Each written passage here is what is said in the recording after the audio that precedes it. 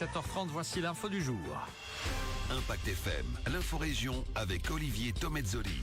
53 conducteurs sous influence de l'alcool, une douzaine de PV pour excès de vitesse avec en tout près d'une trentaine de permis retirés. Bilan des derniers contrôles sur nos routes. 80 ans plus tard, le massacre de Parfondrouy, un des faits les plus sanglants de ce 19 décembre 1944, quand 24 civils ont été fusillés dans ce hameau par les hommes du Kampfgruppe Peiper.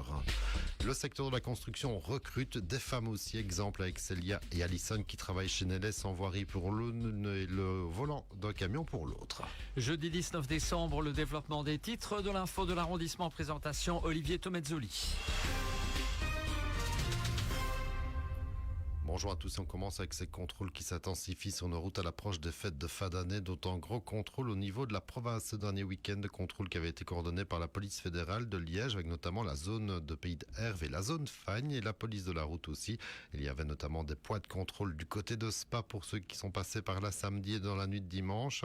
Les lieux de contrôle ont été stratégiquement choisis afin d'assurer une visibilité policière et une sécurité aux abords des commerces tout en traitant les infractions de roulage avec une attention particulière sur la problématique de l'alcool au volant, précise la police fédérale. Bilan général sur près de 2000 véhicules contrôlés et un petit millier de tests d'haleine. 53 conducteurs avaient trop bu avant de reprendre le volant, avec pas moins de 28 retraits de permis pour 15 jours minimum.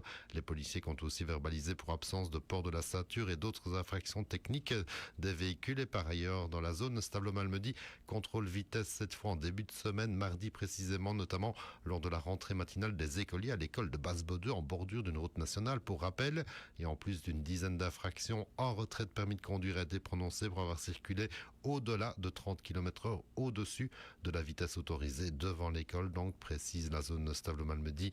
Le radar qui s'est ensuite déplacé pour le temps de midi à l'école de Chaude où seulement 2 excès de vitesse ont été constatés et avant de se déplacer enfin à Géromont sans avoir dû flasher de conducteur au pied.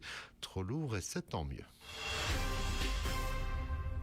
On ouvre notre page d'histoire de la bataille des Ardennes en ce 19 décembre, 80 ans plus tard. Et s'il y a un fait à retenir de ce 19 décembre 1944, c'est sans aucun doute le massacre de Parfondrouy. Alors que je vous rappelais hier que le Kampfgruppe Peiper avait pour mission de sécuriser la vallée de l'Amblay avec de nombreux combats avec les Américains, cette colonne aura encore une fois mérité malheureusement son surnom de meurtrière avec ce massacre de quelques 24 civils désarmés fusillés dans une grange. Des civils qui ont été massacrés véritablement. Il y avait 28 personnes rassemblées dans cette grange avant qu'une mitraillette ne les fauche tous, ou presque. 4 ayant miraculeusement survécu ont pu se sauver avant que la grange ne parte en fumée avec les corps des exécutés à l'intérieur. Une ligne macabre supplémentaire à mettre à l'actif des hommes du Kampfgruppe Peiper lors de cette dernière offensive désespérée de cet hiver 44-45. On parle souvent des secteurs en pénurie, que ce soit dans l'aide aux personnes, l'enseignement ou encore les métiers plus techniques et professionnels comme la construction par exemple. Alors sachez que le secteur recrute des hommes bien entendu, mais aussi des femmes pour travailler elles aussi avec leurs mains, leur tête et leur bonne volonté surtout.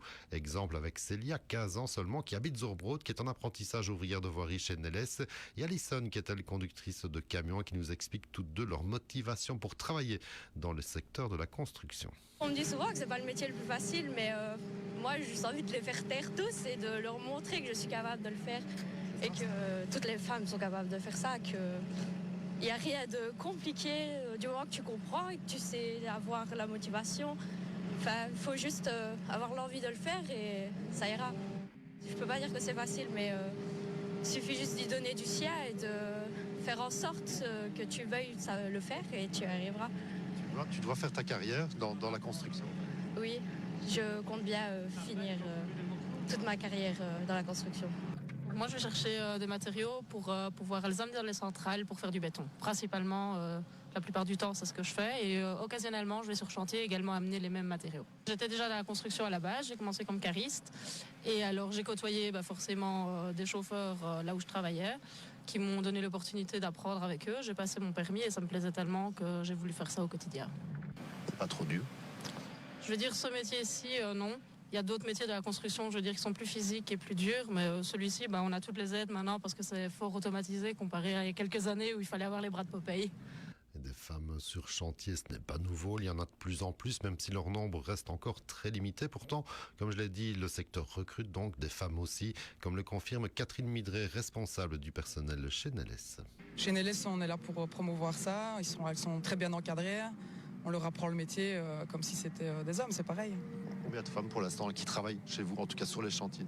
Sur chantier, pour l'instant, on a 3 femmes. On a une chauffeuse camion, une conductrice de chantier et alors Célia qu'on vient de voir et qui est apprentie. Ça veut dire que c'est un métier d'avenir aussi pour les femmes? Oui, évidemment. Évidemment, c'est un métier en pénurie, c'est un métier qui n'est pas très facile. On voit les conditions aujourd'hui, voilà, il gèle, même si on a le soleil. Mais oui, les femmes, évidemment, ça va faire la même chose que les hommes. Oui. Et toute autre chose pour terminer, on parle voiture électrique, qu'on soit pour ou contre, là n'est pas la question, mais depuis peu, c'est à Co que vous pouvez faire une recharge très rapide grâce à 2 nouvelles bornes installées par Engie dans le grand parking de Co, à côté de 6 autres recharges plus classiques, plus lentes aussi. Vous pouvez ainsi recharger pour une autonomie de près de 200 km en une petite vingtaine de minutes grâce à ces bornes qui bénéficieront à terme d'une puissance de 300 kW et alimentées notamment par l'électricité durable, des panneaux photovoltaïques et de la centrale elle-même. Ce sont les bornes les plus rapides en tout cas de toute la région, et ce qui ne gâche rien aussi, c'est qu'elles ont été installées par une société de la région, SCDI Automation, dont la compétence n'est plus à démontrer. L'info continue sur notre page Facebook.